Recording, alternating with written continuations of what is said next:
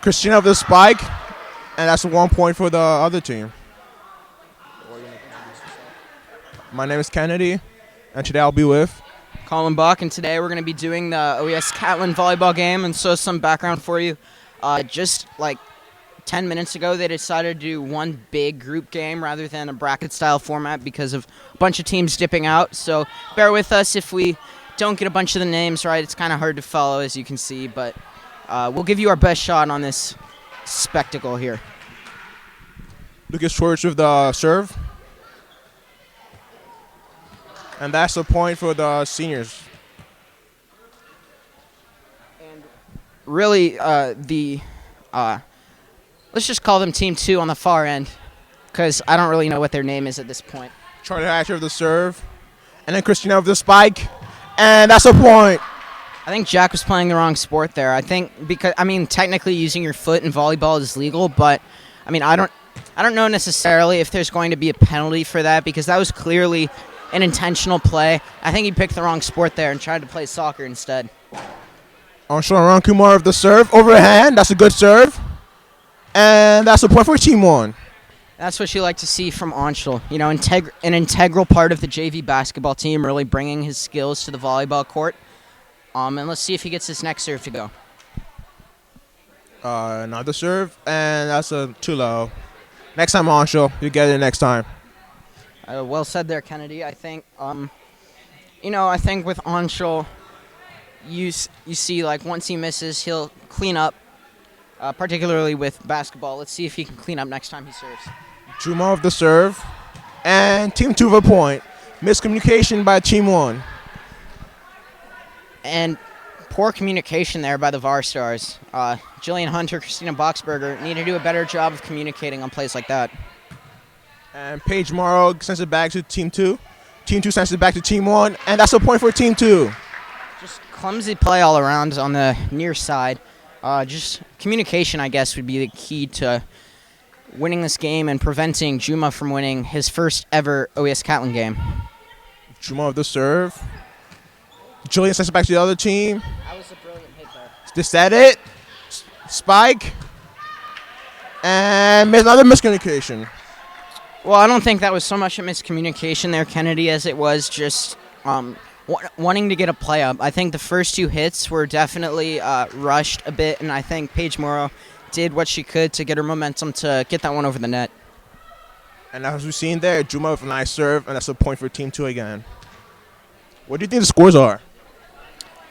You know, I think the FAR team, captained by Juma Sai, student body president of Catlin, I think they're really winning this game. I think they've taken real control of this one.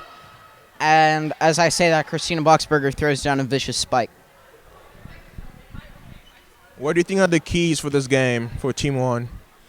Well, I think definitely the keys is to run your hitting more through Jillian Hunter and Christina Boxberger. And I think Milo needs to be active up front, trying to get some blocks.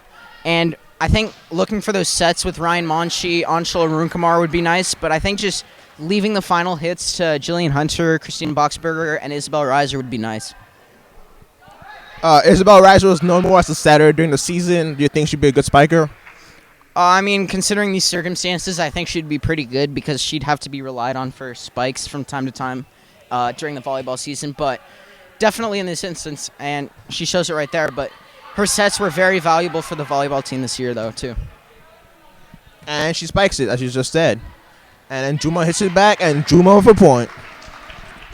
Really a great play there by Juma Sai. Really motivated to get his first Catlin OES win here. And honestly, I'm kind of pulling for him here, even though he's from Catlin, because you wanna let him go out here with a dub, even though he's kind of on a rival side. It would just kind of be unfortunate for him to go winless in this event. No, this game's looking a bit messy right now. I don't know what's going on. People don't know the rules. People are not serving for the red line. It's kind of confusing right now. What do you think about that?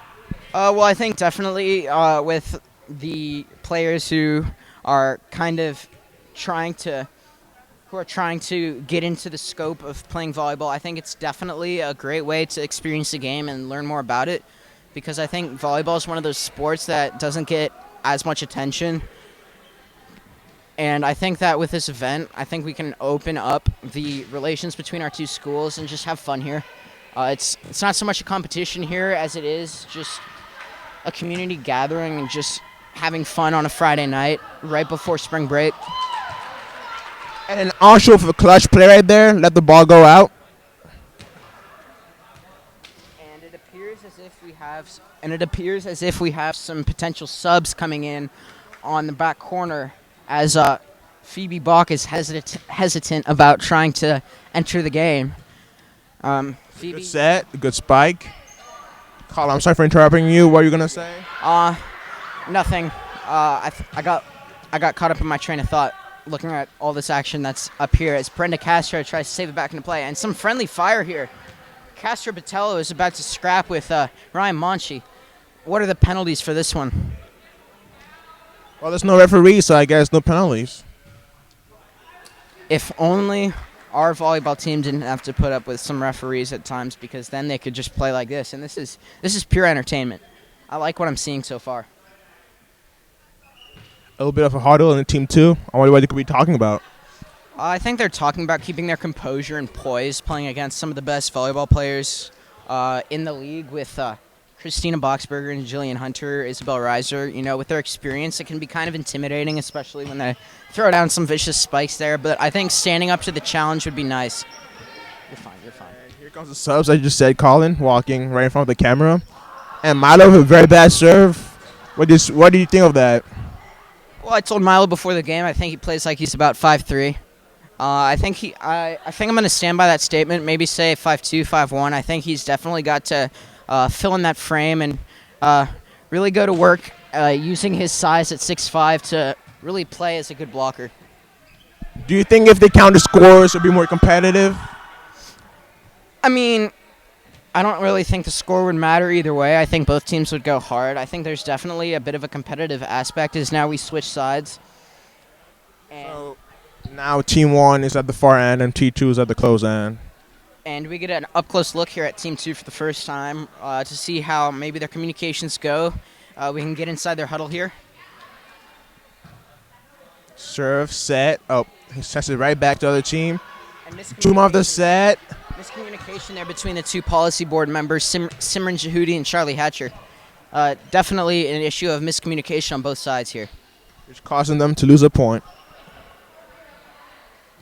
Serve by Claire Zhang, and she aces it. Although it looked like she was standing in front of the red line there, I think they might need to investigate that. Even though we don't have refs here, I think we got to have some of the leaders on that team, Christina Boxberger, get into things as this ball goes way back into our zone. Jack Morningstar just leaving the ball go out, and he missed it.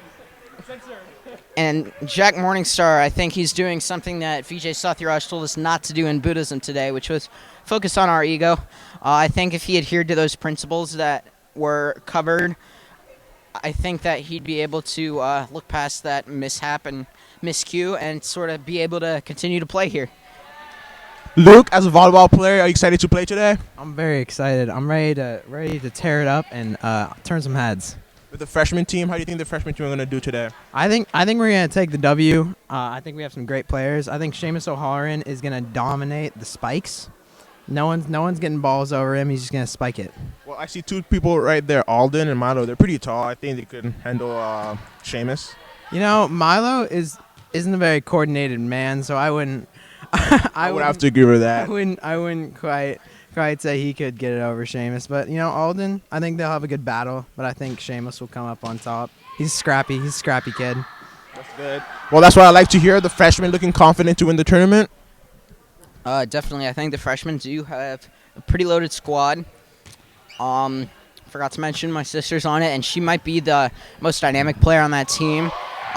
You'll see her wearing the jeans because she's just confident she'll get it done on both ends of the floor. I think that she's got great hitting combined with great coordination and a great mental game. I think that my sister will be able to lead her team to victory here. Another miscommunication by Team 2, and it costs them 1 point. Well, I definitely think that, you know, as the near team starts to communicate with us as Jack looks towards our direction, And look for Juma here on this play to come roaring in. Well, maybe Alden will bring some of that PE magic, but not on that play. He and Milo trading words there. The two 6'5" guys playing foot shorter than they are. Brenda for a good kick. And Milo sends it back there. And it's a spike. And another spike. Nope. Maybe not. And Team 2 with another point. As Anna Sibovic crashes the court. I don't know if she's on this team. Is she? It looks like she's trotting off now. They need to really control this fan interference here. It's getting out of hand. Juma with a very good spike to get his team a point. And I think Team 2 is having a large lead right now. And I don't see the Team 1 coming back anytime soon. What do you think, Colin? Well, I think Team 2's really been getting it done on both ends of the floor. I think they've got great captainship with Juma and Alden Felstner starting to play much better. And he even tried to help out his teammate there. But I think that Team 2 is definitely rolling right now. And Anshul with the serve, and he misses again. That's all right. He'll get it next time. Oh, Simran serving for the first time of the night. Oh, that's a good serve. Right down the middle. That one was right down the middle there, and you can see these guys are starting to really work hard now as Alden reaches out with his right hand before that, and he does it again, but he's unable to get it to connect. But this effort that you've seen from both sides has really been greater than what I would have expected from a very nice game. As Charles Hatcher waves to the camera, we'd like you to focus on the game rather than getting some clout points there. But no, it's all love. Great game so far, Charles. You're really doing a great job leading your team so far, and we'd like to see more. And the two teams having fun. They're sending it back and forth. By the end, Team 1 ends with the point. Milo laughing at it. Looks like he's having a good time. Ryan Monshi too. Juma too. It's a great time right here. Yeah, and they're really having fun as they kick it over, but finally Milo uses his height advantageously there, and he jumps up over Alden to reject him. Usually you would think of it the other way, as Alden getting those rejections. And I remember in PE, he was a monster. Nearly got that one, but we'll see what happens on this next play. Anshul, two good serves here, and it's about to be his third one. 3 in a row. That's new for Anshul. And it looks like Christina Boxberger is going to be the referee for tonight. I guess Christina Boxberger has given up on her team. That's kind of disappointing. We kind of need that leadership over there on that side, Christina. Only you can pull this game closer, and it looks like you've kind of conceded this game. What do you think of the sub happening right now? Another tall player coming in the game. Oh, well, I think he definitely offers some height. I'd like to see what he has to offer. We hope he doesn't play shorter than he is, but I think he can help them get it done. And some news for you real quick while we get adjusted. The Raptors ended Houston's big win streak with a win in Toronto. And tonight the Trailblazers and Warriors play, with Portland actually opening as a 1-point favorite. How do you think the Trailblazers are going to do against the Warriors? Oh, well, I think without Steph Curry, the Warriors are definitely without their focal point offensively, and I think that they're going to have more trouble moving the ball around. I think they're going to depend on Draymond Green moving the ball around more, and maybe could give him some time at the point. I know it sounds kind of far-fetched, but he's definitely got some experience handling the ball. But I think that the Warriors are going to have to ride Kevin Durant more, and they're going to have to go to Klay Thompson and hope he has the hot hand. But if Klay Thompson's unable to get shots up and he's unable to perform consistently, then the Blazers will run away with it. It looks like the freshmen are coming in, and half of the other players just left. Guess maybe they're tired. Maybe a little break, but let's see a new look of a team. The freshmen. You got Jacob, Seamus, Alden, Julia, Luke Stanley, and Colin's sister.